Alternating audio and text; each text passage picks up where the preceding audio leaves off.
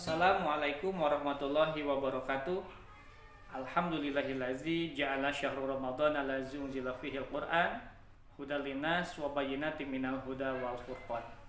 Pemirsa yang dirahmati Allah Subhanahu wa taala, menyambung kultum hari kemarin masih membahas 8 golongan yang dicintai oleh Allah Subhanahu wa taala berdasarkan ayat-ayat Al-Qur'an.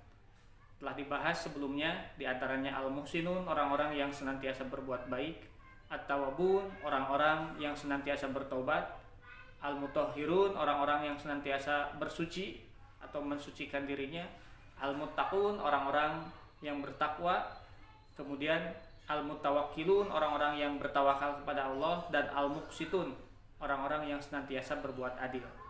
Insyaallah kali ini akan dibahas golongan yang ketujuh, yaitu orang-orang yang berjihad di jalan Allah dalam barisan yang teratur. Dalilnya adalah surat As-Saff ayat 4. A'udzubillahi minasyaitonirrajim. Innallaha yuhibbul ladzina yuqatiluna fi sabilihi shaffan ka'annahum bunyanun marsus. Sesungguhnya Allah yuhibbul ladzina, mencintai orang-orang, yuqatiluna fi sabilihi, berjihad, berperang di jalan Allah, shaffan ka'annahum bunyanun marsus, dalam barisan yang teratur, seolah mereka itu sebuah bangunan yang kokoh, di mana bangunan yang kokoh itu terdiri dari bagian-bagian yang saling menguatkan. Maka kalimat ini jelas mengandung dua term untuk mencapai derajat kecintaan dari Allah Subhanahu wa taala.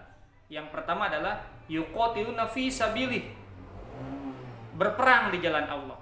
Dan berperang di jalan Allah ini tidak hanya diartikan mengangkat senjata, tetapi membela agama Allah, menegakkan kalimah-kalimah Allah, berupaya untuk membangun peradaban yang dipenuhi dengan keridhaan Allah Subhanahu wa taala.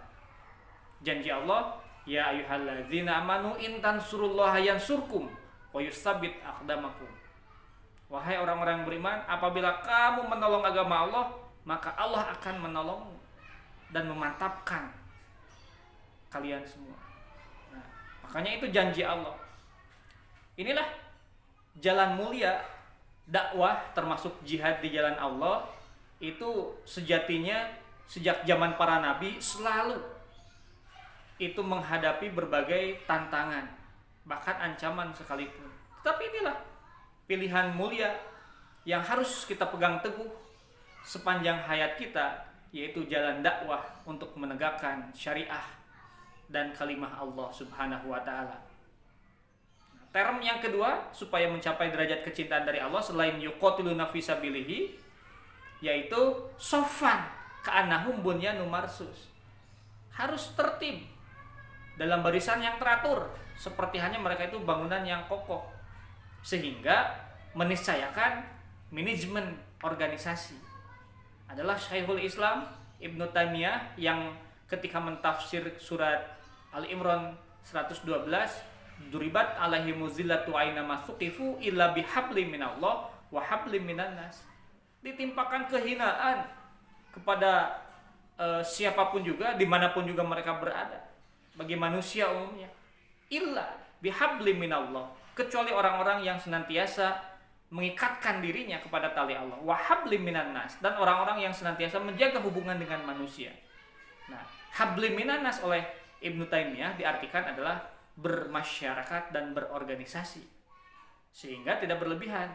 Adalah Ali bin Abi Thalib yang pernah mengungkapkan, al-haqqu bila nizam yaghlibuhum batilun bin nizam. Kebaikan yang tidak terorganisir akan dapat dikalahkan bahkan dengan mudah oleh kejahatan yang lebih terorganisir. Sehingga nampak jelas bagi kita untuk senantiasa menjaga ukhuwah Islamiyah kita, menjaga persaudaraan, menjaga tali ikatan dalam akidah kita.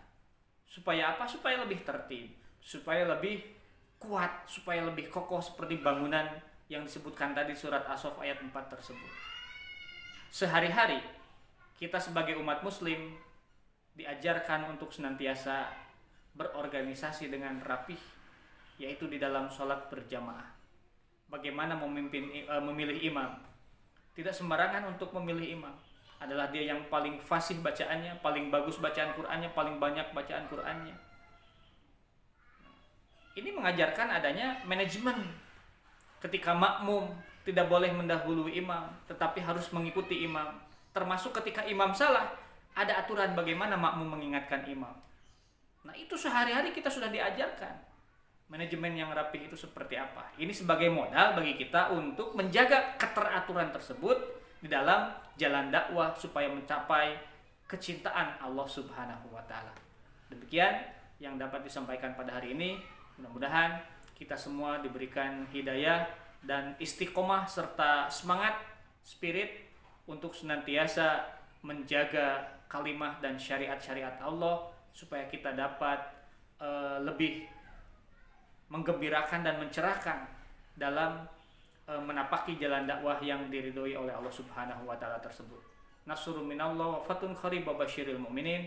Wassalamualaikum warahmatullahi wabarakatuh.